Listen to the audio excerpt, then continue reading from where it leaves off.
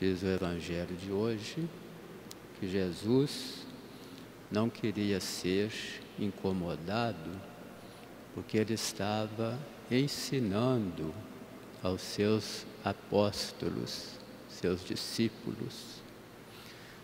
Estava cumprindo uma outra tarefa.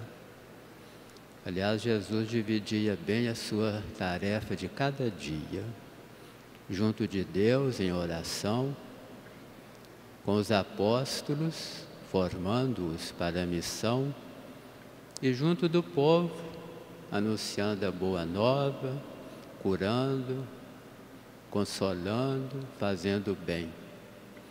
Hoje ele está com os apóstolos, uma missão muito particular, ensinando. Aliás, Jesus é o divino mestre, é Ele que nos ensina.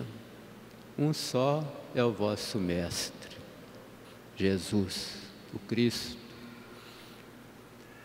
O que é ensinar? O que Jesus estava ensinando para os apóstolos? Qual deve ser a nossa atitude diante do ensinamento que Jesus nos oferece? Nós sabemos que ensinar é uma missão muito nobre, é uma missão divina. Significa comunicar verdades e não mentiras, comunicar certeza e não dúvidas, comunicar aquilo que faz o bem, que edifica, que torna a pessoa digna. Essa é a nossa missão. Significa transmitir valores, os valores humanos, cristãos, morais, éticos, transmitir o sentido da beleza. Há um pensamento bonito que a beleza salvará o mundo, e essa beleza é Deus, que fez todas essas maravilhas que nós encontramos por aí. Ensinar esse senso de bondade, de ternura, de afeto, de respeito pelos outros. Então é isso que Jesus quer de nós. Isso é ensinar. Destilar veneno na cabeça de nossos alunos, nossos adolescentes, jovens, com teorias nefandas, incutindo terror, medo, raiva, ódio, divisão. Isso aí é contradição. Isso aí é maldade, é covardia. Nós temos que semear as coisas bonitas. A mente de nossos estudantes, nossos jovens, é como um jardim, onde a gente planta flores e não ervas daninhas, e não violência, divisão, drogas, promiscuidade. Isso não é para nós. A nossa mente tem que ser florida. A mente de nossos jovens não é um depósito de lixo, mas é um lugar sagrado. Temos que ter um respeito enorme. Isso é ensinar, uma missão muito sagrada. Mas o que Jesus estava ensinando hoje para os seus apóstolos? Primeiro, que ele é realmente o Messias. Como diz São Pedro, tu és o Cristo, o Filho de Deus vivo.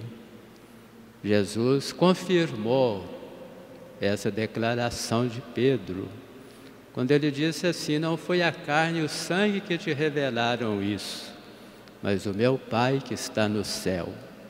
Por isso eu te digo, tu és Pedro, e sobre esta pedra edificarei a minha igreja. Mas Jesus ensinou para os discípulos hoje que ele é um Messias sofredor.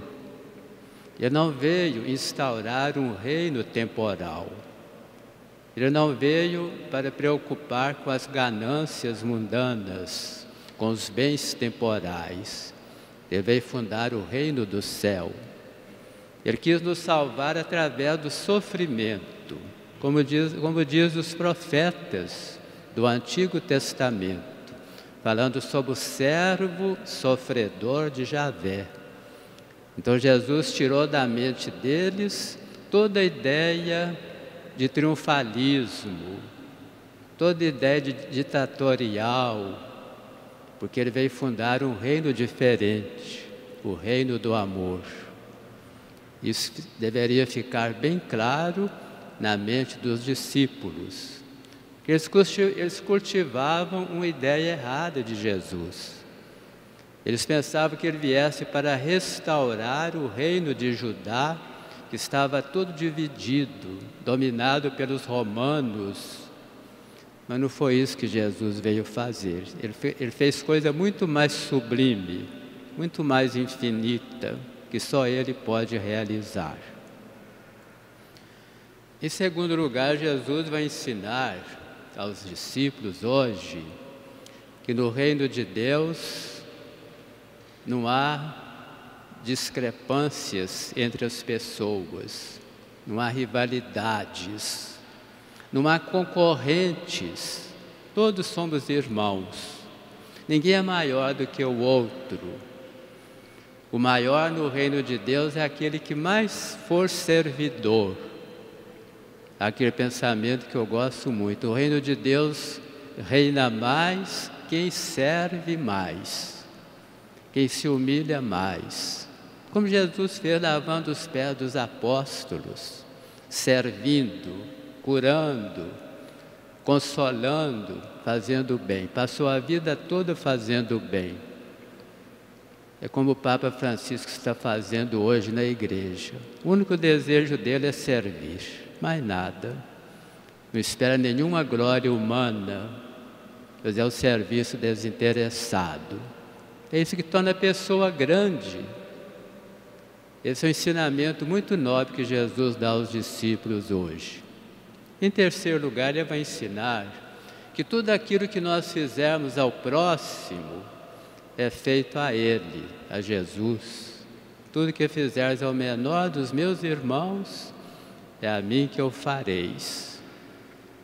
De modo que nós seremos julgados no final dos tempos pelo bem que nós fizermos. Tive fome, me deste comer. Tive sede, me deste beber. Estava peregrino e me acolhestes. Estava no hospital, no cárcere, e me visitastes. E os justos vão dizer assim: mas Senhor, quando aconteceu isso? A gente não viu, nós não sabemos como que foi. Ele vai dizer assim: toda vez que fizestes isso, ao menor dos meus irmãos, foi a mim que o fizestes. Vinde gozar a felicidade do céu. É assim que a gente vai ser julgados. Por isso Jesus colocou a criança no meio deles e disse que acolher uma criança, uma pessoa que precisa, aqueles que mais necessitam, está acolhendo a mim mesmo. Que beleza! É a palavra de Deus deste domingo. Meus irmãos, qual deve ser a nossa atitude diante da palavra de Deus? Em primeiro lugar, acolhê-la sem medo, sem tristeza, mas com muita alegria.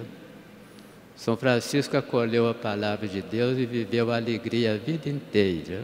O grande cantor de Deus, o grande poeta da natureza, porque ele amou a Deus sobre todas as coisas. Acolher bem a palavra de Deus, no coração bem puro. Segundo lugar, procurar entender sempre mais a palavra de Deus, aprofundá-la, estudar, refletir, ter sempre contato com a doutrina católica, não inventar teorias, mas aprender com a igreja, com o magistério eclesiástico.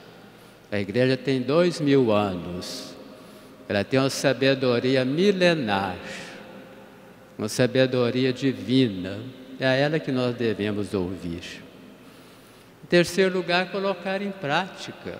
Não adianta nada a gente entender, ouvir mas não colocar em ação, viver de acordo com a palavra de Deus. É isso que engrandece a pessoa humana.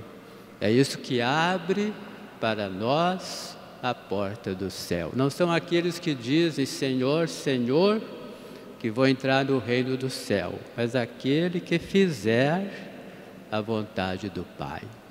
Que esse Evangelho de hoje nos ensine, portanto, essas três grandes verdades. Primeiro, a importância de ensinar. Pai e mãe são eternos professores.